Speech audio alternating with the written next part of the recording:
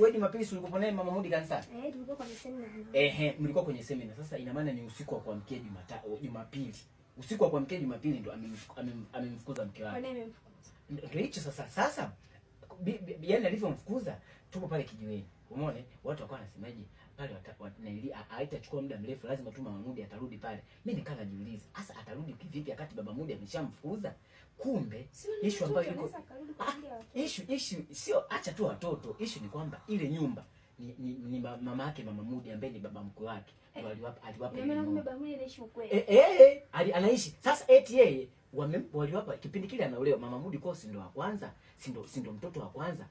Baba yake yeye Mama Mudi akamwambiaje, kwa vile ndo unaolewa mimi nikupe ile nyumba. Yeye kabla hajarudi kipindi kile mtu Mama Mudi salimoa, Mama Mudi alikuwa na kazi. Sasa yeye Baba Mudi alikuwa na kazi, ndio maana baba mkwe wake akampa ile nyumba. Sasa amempa eti ile nyumba mama tu. Ulivyotokea ugomvi ile usiku wa kuamkia Jumatatu, walivyopishana kauli, akamfukuza Mama Mudi. Umeona? Akamfukuza na yeye hapa ikunje. Akamfukuza Mama Mudi. Sasa ndio yeye bado nikusaidia kukunja.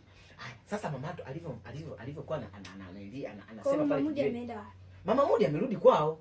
Mama Mudi amerudi kwao. Ila alivyorudi kwao akampigia mama yake sasa Mama Mudi. Akampigia mkwe wake sasa. Akamwambia hivi, mimi nataka mali zangu. Kama ina maana tumeshapishana, hataki mimi nikae pale kwake, anipe mali zangu. Mimi nikaa najiuliza, mali zipi? Kumbe ni ile nyumba wanaoishi sio ya kwao. Ile nyumba walipewa baba, yani baba yake Mama Mudi. Yaani ambaye ndo baba mkwe wa nani? Wa Baba Mudi. Yaani Baba Mudi hajajenga sasa hivi. Hajajenga. Sasa hizi alivyopata kazi sasa hizi hajajenga. Yes, alikuwa anajua tu vipo. Sasa ilivyokuwa bahati nzuri, tupo pale kijiweni. Hapo tulikuwa tunacheza bao, tukashangaa Baba Mudi kwa mbali yule pale anakuja. Watu wakawa wananikonyeza. Wakasema hivi, baba tu ungemuuliza. Mimi akutukuta tunamsema. Mimi alivyofika pale nikasema hivi, ngoja nijifanye nafanyaje? Nampeleleza. Maana ile nyumba si maana taarifa imetoka kule kwa wake zake kwamba kama umemfukuza mtoto wetu. Maana baba yake amechachamaa. Baba yake Mama Mudi amechachamaa. Amesema hivi, kama umemfukuza mtoto wangu, nipe nyumba zangu. Lazima arudishe nyumba. Akasema hivi, nirudishie nyumba yangu kwa sababu nilikuwa nimekuheshimu, nilikupa kama wanangu. Niliwachukulia kama wanangu. Yeye anakuja anamfukuza Mama Mudi akati ile nyumba sio ya kwake. Na nikasema ngoja nimchimbue, yeye anawaza nini na hivi hana nyumba. Atarudi kwao. Alivyofika pale nikasema sasa hizi, akasema salama, unaona mnacheza bao. Alikuwa tu anaonekana yuko sawa.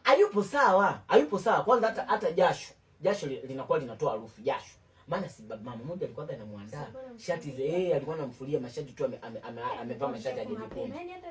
Hata siku ngapi hazijapita ameshaanza kutoa harufu. Sasa alivyofika pale mimi nikasema pole. Akasema hivi, pole ya nini? Nikasema hivi, sina elimu, mke wako hayupo, umepata matatizo tulisikia. Akasema hamna. Sasa alivyomweka kama alikuwa anajua hivi Mama Mudi yeye ndio kimbilio lake. Maana Mama Mudi yeye ile nyumba ni ya kwao. Yeye pale ndo alikuwa na haki ya kumfukuza Baba Mudi. Eti Baba Mudi ndo kaja kamfukuza Mama Mudi. Sasa lakini mwanaume ndio sasa alitumia hela zake kuboresha. Kuboresha zile hela, hata zile hela za kuboresha ni Baba Mudi mama mkwe wake ambaye alikuwa anamtumia. Eti anasema hivi, mimi nilikuwa nataka nimpigie tu, hata wazazi wangu nimeongea nao. Hajalia kweli. Ni mwehu. Baba Mudi akili yani. Eti anasema hivi, eti mimi nataka nikaombe tu msamaha, mke wangu arudi kwa sababu tumekaa miaka mingi. Mmekaa miaka mingi. Ulikuwa hujui kama mmekaa naye miaka mingi mpaka unamfukuza? Na kama ulikuwa unajua mmekaa miaka mingi, ilitakiwa awe anajua kwamba ile nyumba sio ya kwao. Umeona? Mama nikasema hivi, nitaenda kumkopesha mama tu. Wewe si ndo rafiki yako mama tu. Yaani usionage watu wanaishi mama tu. Wanakaa nyumba zao hivi, wanakaa kwenye nyumba. Nyumba zingine sio za kwao. Nyumba nyingine sio za kwao. Wewe ukajua wewe mwenyewe ulikuwa unajua. Ndio maana nikasema nikimkopesha mama tu hata amini.